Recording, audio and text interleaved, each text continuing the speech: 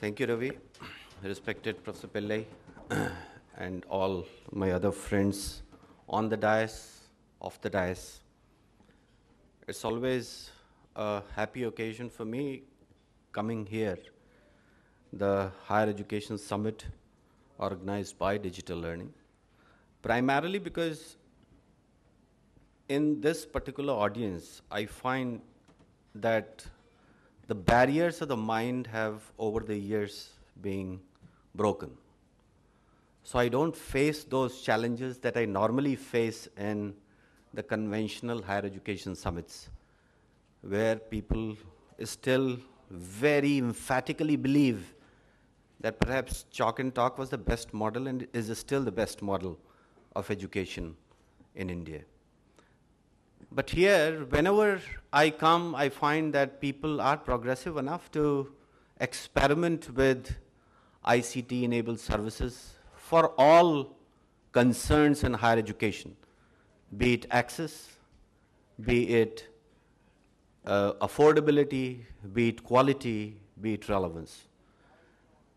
And therefore, I'm happy that I'm here with a much bigger audience this time than last year. So the movement is going on, and I'm extremely glad that this movement, which has been started by the digital learning, is in fact gaining more momentum. One of the biggest advantages of being in a private education system, leave aside the disadvantages, but the advantages are that if you are progressive enough and if you think that something can be done and if you have the conviction, you can do it. Provided there are people whom I always called, over the years, they have not thickened their veins and they can still think progressively. And this is exactly what we, in a very small kind of way, tried to replicate in our university. And we found that over the years, the human mind, the transitions that take place with such kind of innovative mechanisms that are adopted, the initial reaction is reject it. And once you persist with it, over some kind of time, then those boundaries of rejection slowly fade away and people start accepting it and become a part of it. And once they become a part of it, they start demanding. And that is the best scenario, in my opinion, when people start demanding more from such kind of ICT-enabled systems. Because whenever in India you adopt something or you start something, I always believe that it cannot be the perfect model. Perfection you cannot bring from day one. And therefore, you will have to experiment with it and allow people to take it forward and make it perfect over the years.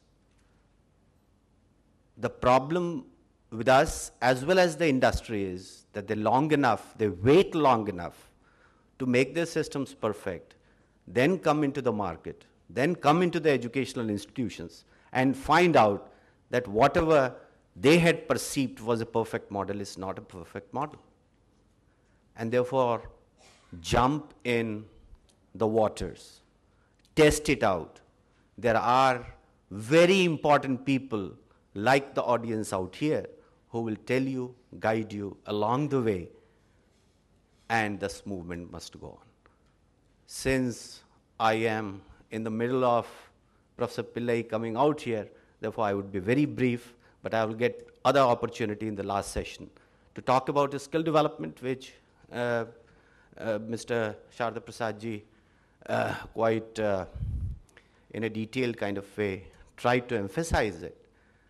It is very close to my heart, but my opinion about skill development in India is a little more basic. We need to build in skills, not only for the graduates and postgraduates, but for people who are even illiterate. In India, over the years, skills have been transferred in families, in generations, by the power of observation.